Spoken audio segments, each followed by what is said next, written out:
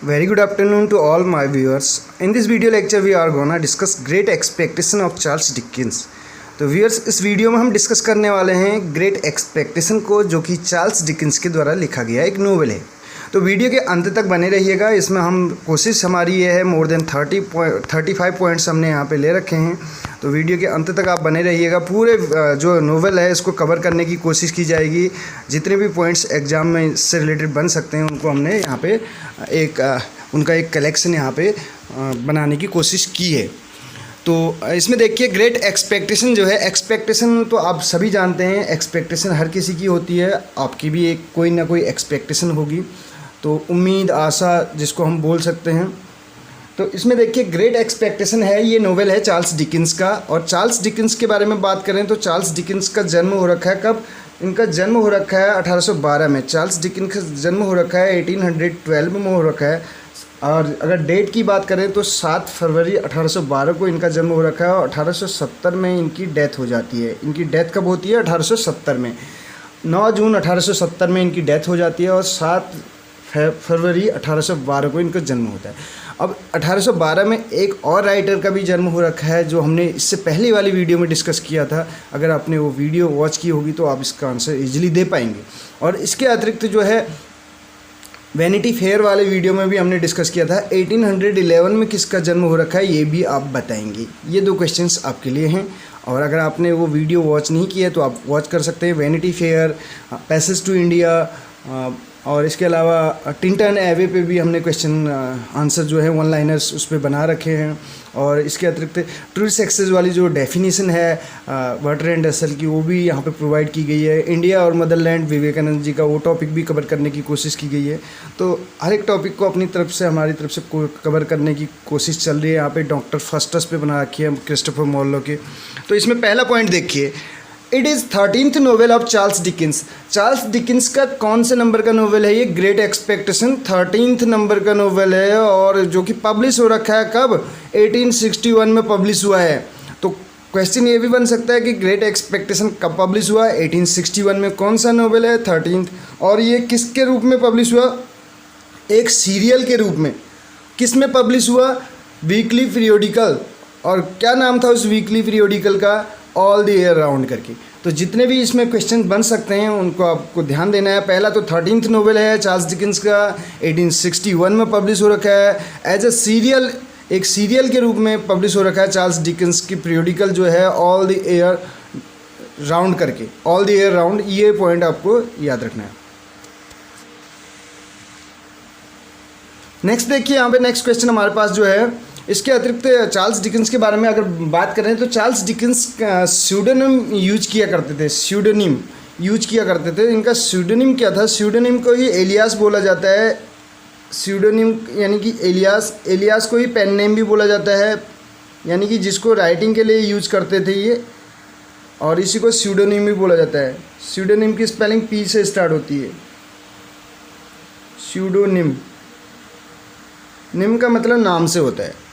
अब देखिए स्यूडोनिम, कौन सा स्यूडोनिम यूज करते थे? वॉज करके, VOG यानी कि जेड, वॉज करके जो है स्यूडोनिम यूज किया करते थे।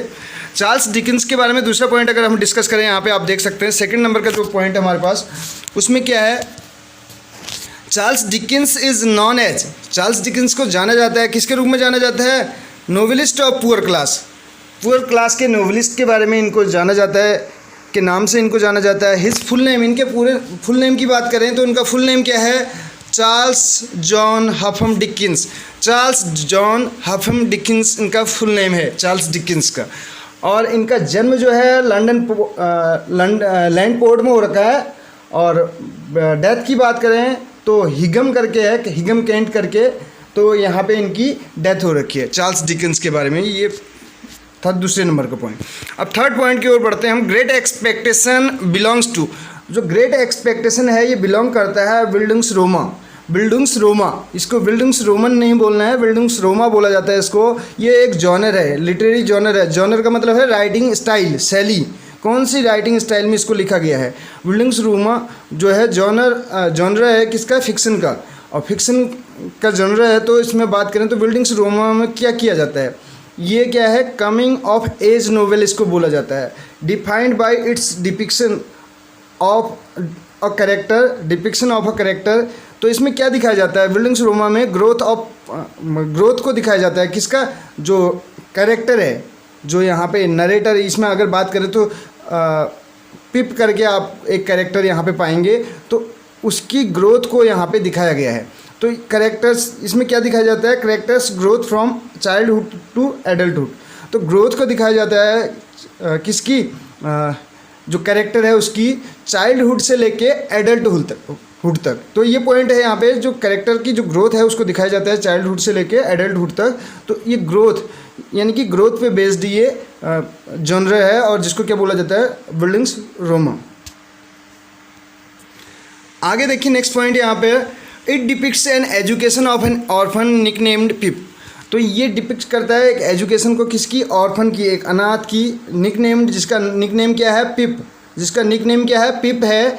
और the book is bildungsroman क्या है, a coming of age story, यानी कि आगे आने वाले दिनों का मतलब है ग्रोथ को दिखाएगा। ये ग्रोथ का मतलब है, जैसे हमने अभी पढ़ा था, चाइल्डहुड से एडल्टहुड की ओर ग्रोथ को दिखाएगा। ये चाइल्डहुड है और ये एडल्टहुड है। तो ये कमिंग ऑफ एज नोवेल, आने वाले जो दिन हैं उनकी स्टोरी को ये बताएगा। नेक्स्ट पॉइंट यहाँ पे देख सकते हैं, 5th नंबर का पॉइंट हमारे पास है, it is Dickens second novel. ये डिकेंस का सेकेंड नोवेल है। अभी हमने 13th नोवेल कहा था, लेकिन अब ये सेकेंड, इसमें आपको कन्फ्यूजन थोड़ा सा भी क्रिएट नहीं करना है। यहाँ पे देखिए 13th नंबर का तो नोवेल है ये, लेकिन ये सेकेंड नोवेल किसके बाद है, डेविड कॉपरफील्ड के बाद। डेविड कॉपरफील्ड के बाद सेकेंड नंबर का नोवेल है। किस चीज़ में, ये ध्यान रखना है, to be fully narrated in the first person. जिसको किस में नरेट किया गया है, फर्स्ट पर्सन में।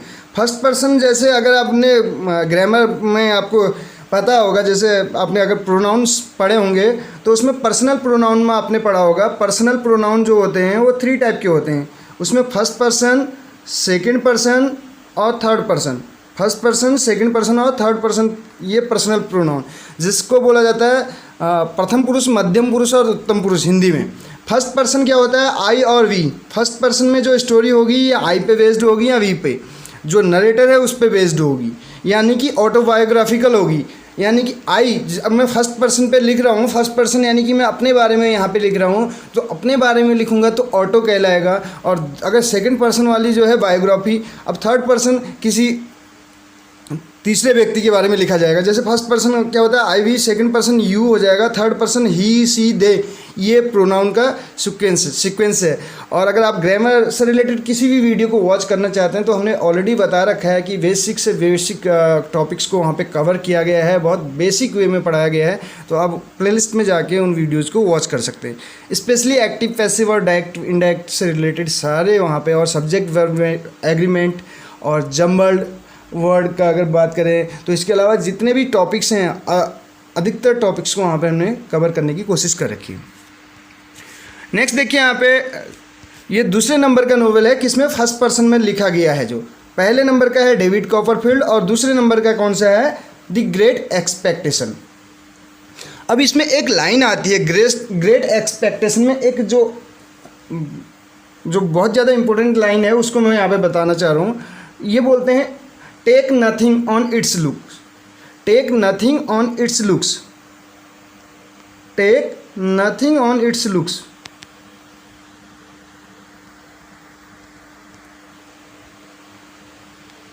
Take nothing on its looks, take everything on evidence.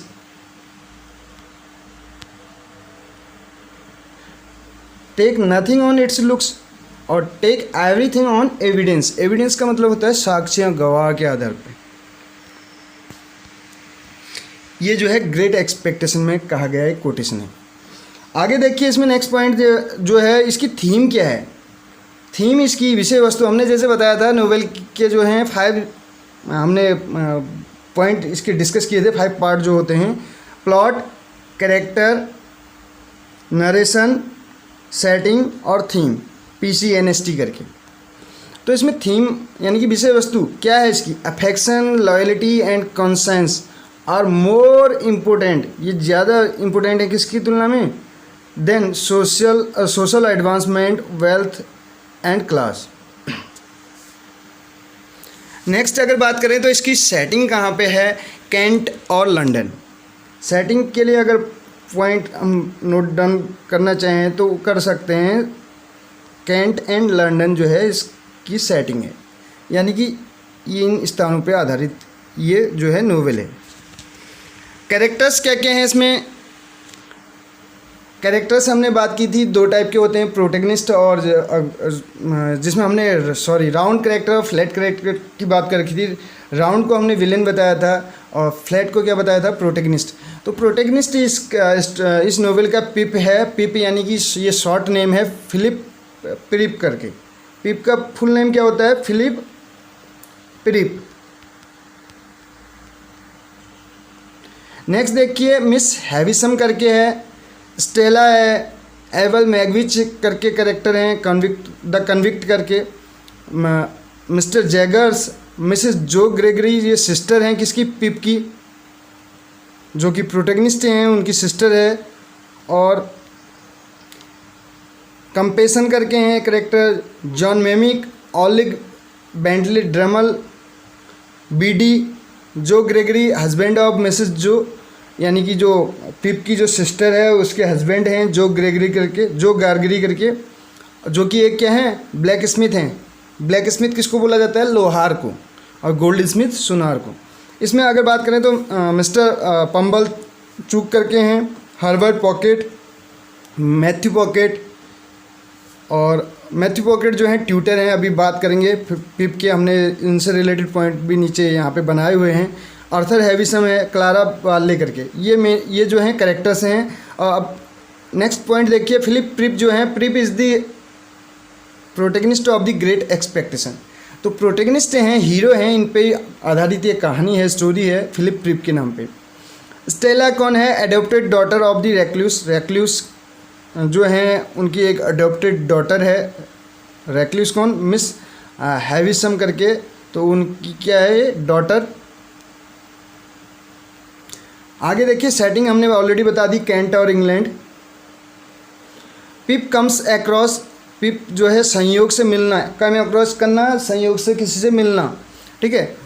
तो एन एस्केप्ड कन्विक्ट से मिलते हैं, एक दोषी से मिलते हैं, जो एस्केप्ड मीन्स भागा हुआ, बच निकला जिसको बोलते हैं। कहाँ पे मिलते हैं पिप उससे, जो कन्विक्ट है उससे, इन दी ब्लेज चर्चयार्ड। ब्लेज चर्चयार्ड में ये संयोगवश इससे मिलते हैं।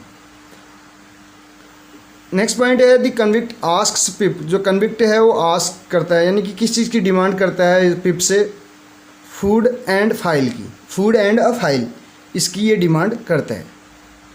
पिप comes across a second convict. Pip जो है एक सेकंड कन्विक्ट से भी मिलते हैं, कब, first when he returns to marshes, जब वो रिटर्न करते हैं, वापस लौटते हैं, कहाँ की ओर, मार्सेज की ओर। नेक्स्ट पॉइंट देखिए, the name of Mrs Havisham's manor और हाउस। तो क्या है इनके, मैनर या कैसल भी बोला जाता है, किले का नाम सैटिस हाउस करके है। मिसेस जो हैं हैविसम के हाउस का नाम क्या है, सैटिस हाउस करके। अगला पॉइंट है the marshes of the novel found. जो मार्सेज हैं नोवेल के, वो कहाँ कहाँ पाए जाते हैं, कौन से क्षेत्र में पाए जाते हैं, कैंट में, Kent of England, Kent region of England. Pip was 23, Pip 23 के थे जब वो मैगविच से मिलते हैं, return to his life, sorry, Pip was 23, Pip कितने साल के थे, 23 के थे, when Magwitch returns to his life, जब मैगविच जो हैं उनकी लाइफ में वापस लौटते हैं, तो तब वो 23 ईयर के थे। Matthew pocket was पिप्स tutor in London. हमने अभी कहा था मैथ्यू पॉकेट जो हैं पिप के ट्यूटर हैं, कहाँ पे, इंग्लैंड में, ये थे पिप के ट्यूटर। नेक्स्ट पॉइंट देखिए, मैगविच इज स्टेलाज फादर। मैगविच कौन है, स्टेला के फादर। स्टेला जो कि हमने बताया था अडोप्टेड डॉटर ऑफ जो है रेक्लूस, मिस हैविसम करके। जैगर्स परफॉर्म्स, जैगर क्या करता है, परफॉर्म्स ऑब्सेसिवली एन एक्शन, एक एक्शन परफॉर्म करता है क्या करता है उसमें वो, ही वॉशेज हिज हैंड्स, अपने हाथों को धोता है। पंबलचुक टेक्स क्रेडिट, पंबलचुक जो है क्रेडिट लेते हैं किसका, पिप की राइज का इन सोशल स्टेटस। पिप की जो सोशल स्टेटस का जो राइज था, जो सामाजिक जो उनकी अपनी जो दशा थी उस का जो राइज था, जो उससे ऊपर उठे वो सामाजिक जो उनका अपना एक ओहदा बोलते हैं, तो उसका क्रेडिट कौन लेता है, पंबलचुक। नेक्स्ट देखिए, Orlick is responsible for the attack on Mrs Joe. तो ऑलिक रिस्पॉन्सिबल है, who is responsible for the attack on Mrs Joe करके ऐसे क्वेश्चन बनेगा, तो आप इसका आंसर क्या देंगे, ऑलिक। नेक्स्ट पॉइंट देखिए, वेमिक कॉल्स हिज एल्डरली फादर। वेमिक अपने एल्डरली फादर को क्या कह के पुकारती है, तो एजेड पेरेंट करके बुलाती है। वेमिक कॉल्स वेमिक का किस नाम से पुकारते हैं अपने एल्डरली फादर को, तो एजेड पेरेंट करके। Herbert's nickname for pip, Herbert का जो निकनेम था पिप के लिए वो क्या था, हैंडल करके। नेक्स्ट पॉइंट देखिए, पिप फर्स्ट एनकाउंटर्स मैगविच। जो पिप हैं वो मिलते हैं किससे, मैगविच से। कहाँ पे, चर्चयार्ड में, यानी कि उनका सामना होता है पिप का पहली बार मैगविच से। कहाँ पे, चर्चयार्ड में। Herbert is the pale young gentleman. तो पेल यंग जेंटलमैन कौन है ग्रेट एक्सपेक्टेशन में, हर्बर्ट। स्टेला मैरिज ड्रमल, स्टेला किसके साथ शादी करती हैं, ड्रमल के साथ। नेक्स्ट पॉइंट देखिए, कंपेशन डिसअपियर्स। कंपेशन क्या हो जाते हैं, डिसअपियर हो जाते हैं, गायब हो जाते हैं। इज प्रज्यूम्ड, जिनको माना जाता है, जिनके लिए ये माना जाता है कि वो क्या हो गए, drowned at the end of the novel, यानी कि नोवेल के अंत में वो क्या हो चुके हैं, वो डूब चुके हैं। अब देखिए आगे इसमें, Estella live in France. Estella कहाँ रहती है, Estella lives in France. Estella lives in France when she goes abroad. जब वो विदेश जाती है तो कहाँ रहती है वो, विदेश में, फ्रांस में। नेक्स्ट देखिए, Arthur was the name of Miss Havisham's brother. Arthur किसका नाम था, Arthur was the name, Arthur नाम था मिस हैविसम के भाई का, और जो कि कंपेशन का पहला पार्टनर था। Miss Havisham is burned in a fire. तो मिस हैविसम जल जाती हैं आग में, बिफोर हर डेथ, अपनी मृत्यु से पहले। जब उनकी डेथ होती है तो उससे पहले वो आग में जल जाती हैं। नेक्स्ट पॉइंट देखिए, a brewery is the source of Havisham's fortune. Havisham के फॉर्चून का सोर्स क्या है, what is the source of Havisham's fortune, question बनता है तो अ ब्रेवरी। नेक्स्ट पॉइंट देख सकते हैं, पॉइंट नंबर 32 पे हमें दिया गया है, Magwitch uses Provis name to hide his identity. तो which name Magwitch use, which name does Magwitch use to hide his identity. तो मैगविच अपनी आइडेंटिटी को छिपाने के लिए, अपनी पहचान को छिपाने के लिए किसका नाम यूज करते हैं, प्रोबीज नेम। किसका नाम यूज करते हैं, प्रोबी का। पिप सिंग्स ओल्ड, पिप गाते हैं क्या, ओल्ड क्लेम गाते हैं for Miss Havisham. What did, अगर बात करें यहाँ पे Pip sing, otherwise what does Pip sing for Miss Havisham, Pip sings Old Clem for Miss Havisham. Name of Pip servant, Pip के सर्वेंट का नाम क्या था, पेपर करके। लास्ट पॉइंट है यहाँ पे, आयरनिकली जो है, after Miss Havisham catches on fire, जब आग में जल जाती है कौन, मिस हैविसम। तो आग से जब जल जाती है तो क्या होता है, द डॉक्टर ले हर, डॉक्टर्स उसको लिटा देते हैं कहाँ पे, ऑन अ टेबल, टेबल पर जहाँ पे वेडिंग केक रखा है, जहाँ पे वेडिंग केक है उस टेबल पे डॉक्टर गलती से उसको लिटा देते हैं, किसको, मिस हैविसम को। तो ये थे कुछ इंपॉर्टेंट पॉइंट्स जो हमने यहाँ पे डिस्कस किए चार्ल्स डिकिंस के नोवेल ग्रेट एक्सपेक्टेशन से रिलेटेड। तो कैसी लगी आपको वीडियो ज़रूर बताइएगा। वीडियो पसंद आई हो तो अपने फ्रेंड्स के साथ भी शेयर कीजिएगा। और अगला टॉपिक कौन सा हो, अगर आपको किसी टॉपिक पे दिक्कत आ रही हो क्वेश्चन आंसर्स फाइंड करने में या नोट्स बनाने में, तो आप कमेंट बॉक्स के ज़रिए हमें उस टॉपिक को सजेस्ट कर सकते हैं। हमारी कोशिश रहेगी उस टॉपिक को जल्द से जल्द, उस टॉपिक से रिलेटेड जितने भी इम्पोर्टेंट पॉइंट्स हैं वो आपके लिए यहाँ पे प्रोवाइड कर सकें। Thank you so much friends, मिलते हैं अगली वीडियो में।